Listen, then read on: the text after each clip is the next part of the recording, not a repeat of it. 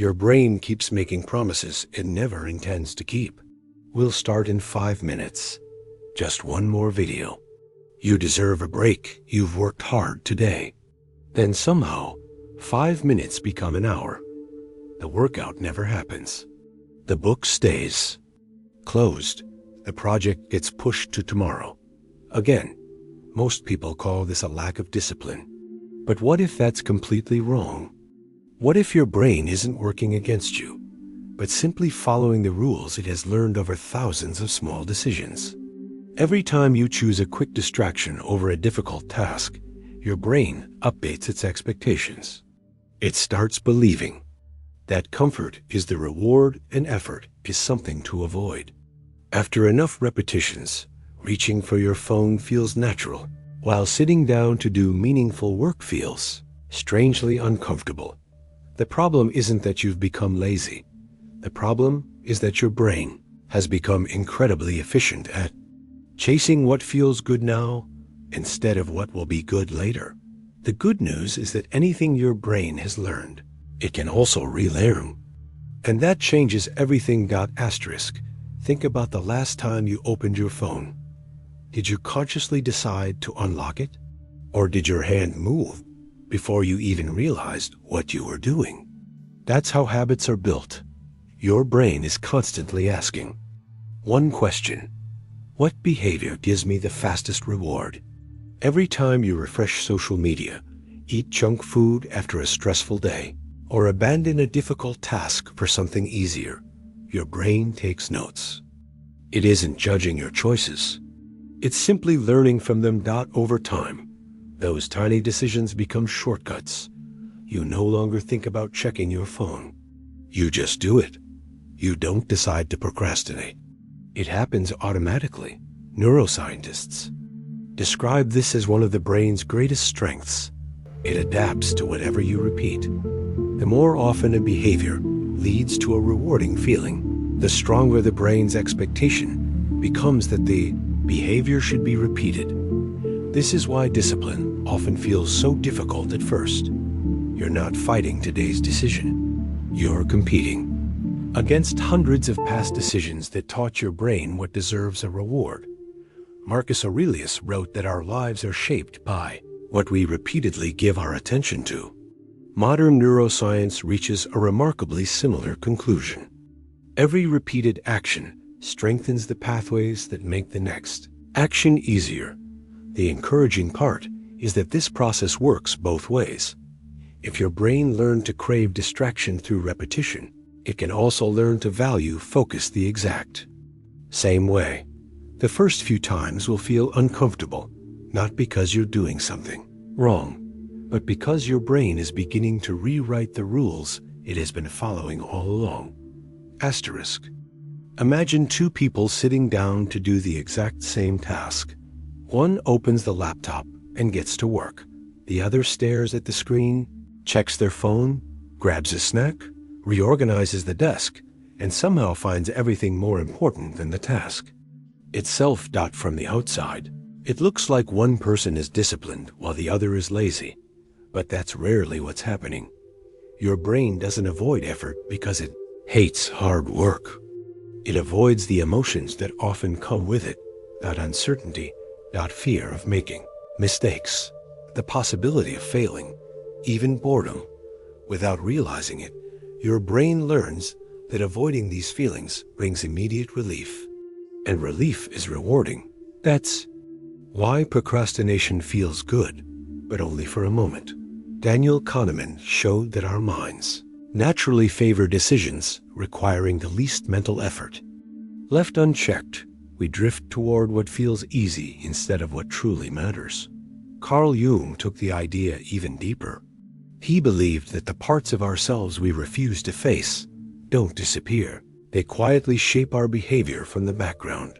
Every unfinished goal, every delayed decision, every excuse is often less about the task itself and more about escaping an uncomfortable feeling. The moment you understand this, everything changes. You're no longer fighting your work. You're learning to stay present long enough for the discomfort to lose its power. Because discipline doesn't begin when the task becomes easier. It begins when you're no longer controlled by the emotions telling you to walk away. Asterisk. Have you ever noticed that the same effort can feel completely different depending on why you're doing it? Waking up at 5 a.m. for a job you hate can feel unbearable. Waking up at 5 a.m. to catch a flight for your dream vacation somehow feels easy. Running 5 miles because someone forced you to can feel exhausting. Running the same 5 miles while training for a marathon you've dreamed about for years feels meaningful. The task didn't change. The meaning behind it did. Your brain isn't only measuring how difficult something is. It's constantly asking a deeper question. Is this worth the effort? When the answer is unclear, your mind searches for an escape, a quick distraction, a comfortable excuse, or the promise that you'll start tomorrow. But when the reason is deeply personal, something remarkable happens. The discomfort doesn't disappear, it simply stops being the center of your attention. This is why people can endure years of studying to become doctors, spend months recovering from an injury, or wake up every night to care for a newborn child. The effort is real, but so is the purpose behind it. Without a meaningful reason, discipline becomes a constant negotiation with yourself. With a meaningful reason, discipline becomes an expression of who you want to become. Instead of asking, how can I force myself to do this? A better question is, what kind of future am I building every time I choose this over comfort? Because your brain will always chase rewards. The question is whether you've taught it to value temporary pleasure or lasting purpose. Most people think discipline comes first and satisfaction comes later, but your brain learns in the opposite direction. If every difficult task ends with frustration, stress, or self-criticism, your brain starts associating effort with something to avoid. The next time you sit down to work, it remembers that feeling before you even begin. That's why changing your brain isn't about forcing yourself to suffer more. It's about changing what your brain associates with effort. Start paying attention to moments you've probably ignored. The first 10 minutes of a workout, when your body finally begins to wake up. The quiet satisfaction of finishing a chapter you almost didn't read. The relief that comes after completing a task you've been avoiding for days. These moments matter more than they seem. Every time you allow yourself to notice the reward that follows effort, you're teaching your brain a new pattern. Slowly, it stops expecting only discomfort and begins anticipating the satisfaction that comes after pushing through it. This doesn't happen overnight. No one goes to the gym once and suddenly loves exercising. No one studies for a single afternoon and becomes deeply focused forever. Your brain changes through repetition, not revelation. The more often you finish what you started, the more familiar effort becomes. And what is familiar no longer feels like a threat. Eventually, something surprising happens. You stop relying on motivation to begin, because your brain has learned that the greatest rewards aren't the ones that arrive instantly. They're the ones you earn. Asterisk. At this point, you might still be wondering, will doing hard things ever feel easy? The honest answer is, not always. Even the most disciplined people wake up some mornings without feeling motivated. They get distracted. They feel tired. They face the same impulses everyone else does. The difference is that they no longer wait for motivation before taking action. Somewhere along the way, their identity changed. They stopped seeing themselves as people who were trying to be disciplined and started seeing themselves as people who simply do what matters, even when it's uncomfortable. That shift changes everything. Every difficult choice becomes a vote for the person you're becoming. Every time you finish the workout, you reinforce the identity of someone who keeps promises. Every time you put your phone away and return to your work, you prove to yourself that your attention belongs to you, not to your impulses.